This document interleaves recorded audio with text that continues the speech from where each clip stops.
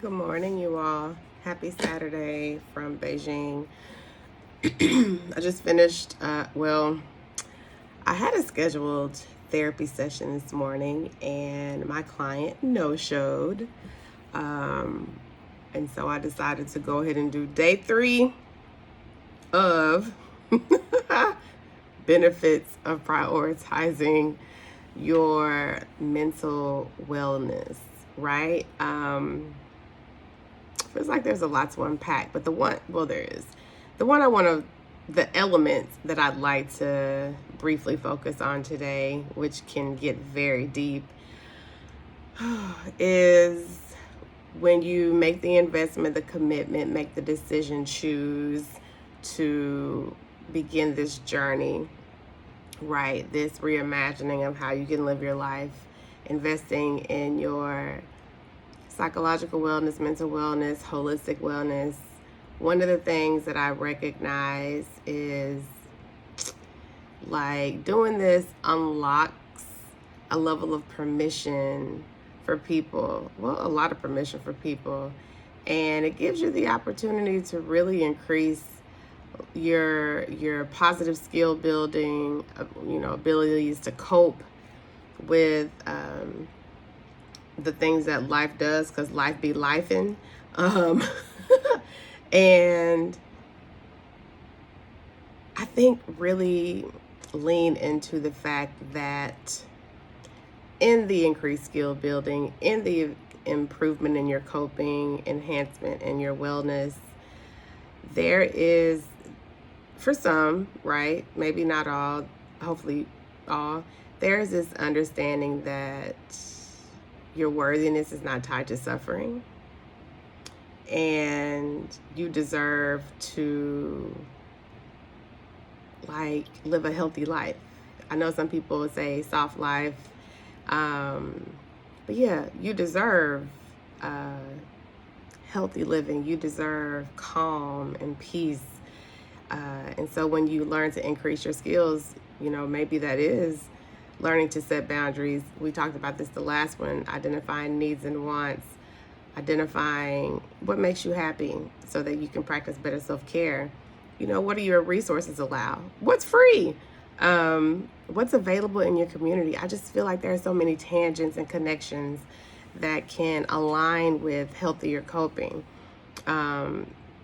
Use your voice, right? Recognizing and communicating that something does work, doesn't work. Really just expanding your toolbox of coping skills, whether that be metaphorical or physical. I like a physical one, right? I like crafty things, right? Learning how to paint. That is a skill that I have a few clients that are really leaning into. I want to learn the guitar, right? And I want to learn Portuguese because my next international birth is Portugal. That's part of my plan. So increasing that skill of being able to connect with others, self-care, taking time off, resting, shifting the understanding that rest is hella productive. I am learning that as a clinician, as a professional, as, somebody that deals with anxiety, lives with anxiety. Rest is sacred.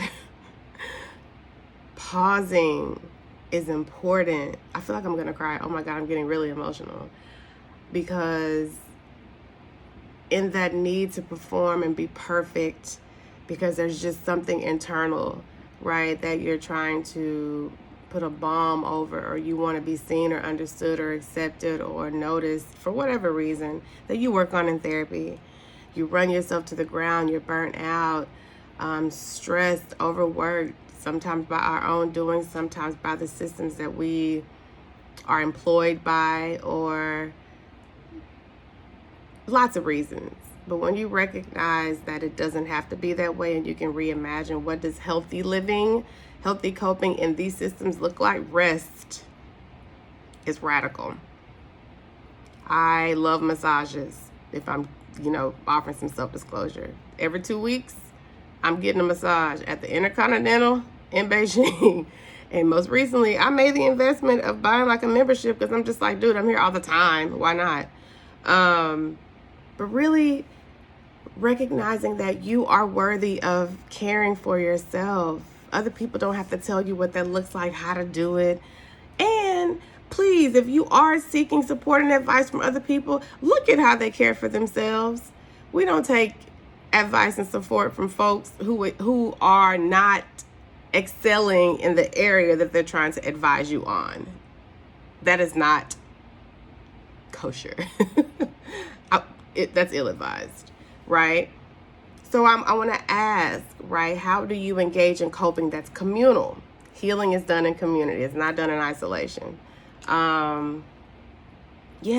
What do your community resources look like? What does your support system look like?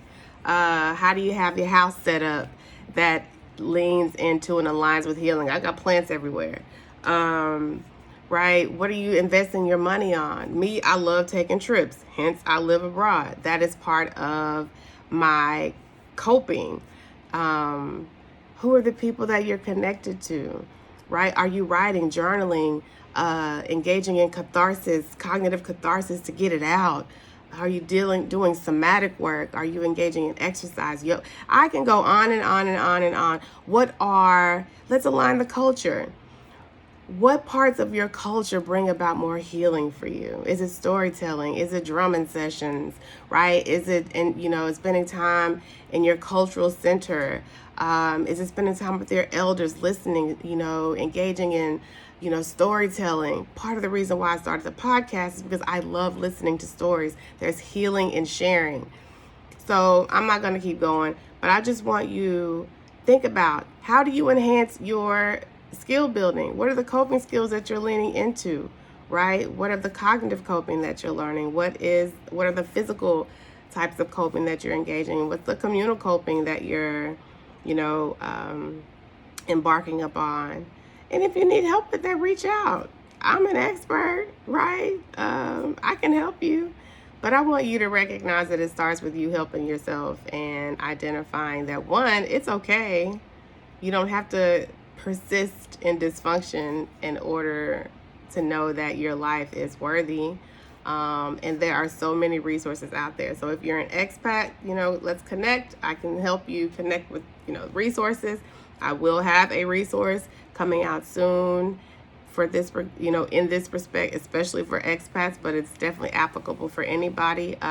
Join our community. Go to aspirecounselingworld.com. Sign up for the newsletter. I'm trying to do better about that. See, one of my coping is hiring people because I do too much. And let's just chat, right? It's Mental Health Awareness Month. Let's notice. Let's make some, adjustments. We're trying to shift with the way we live, and do that in as holistic a fashion as possible. But give yourself permission to imagine anew. I'll catch up with you tomorrow for number 4. Bye.